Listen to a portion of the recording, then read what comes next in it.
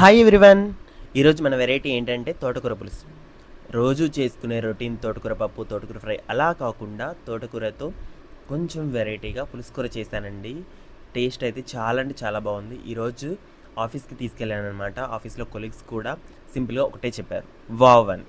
అంత టేస్ట్గా ఉందండి. ఈ తోటకూర పులుసుని మీరు చపాతీలోకి తిన్నా, రైస్లోకి తిన్నా టేస్ట్ అయితే మారదండి. చాలా అంటే చాలా బాగుంటుంది. రైస్లో కంటే చపాతీలోకి ఇంకా బాగుంటుందండి. కాకపోతే నేను ఇవాళ రైస్లోకి చేశానమాట. టేస్ట్ అయితే చాలా అంటే చాలా బాగుంది. అండ్ ప్రజెంట్ అయితే హైదరాబాద్లో వర్షాలు పడుతున్నాయి.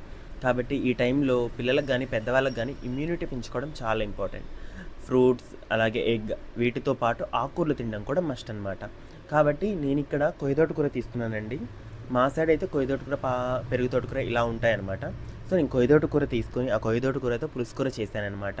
టేస్ట్ అయితే చాలా బాగా వచ్చింది. మీరు కూడా తప్పకుండా ట్రై చేయండి. పిల్లల నుంచి పెద్దవాళ్ళ వరకు ఇష్టంగా తింటారు. పిల్లలకి తప్పకుండా పెట్టండి. Please follow this one. Thank you. Bye bye.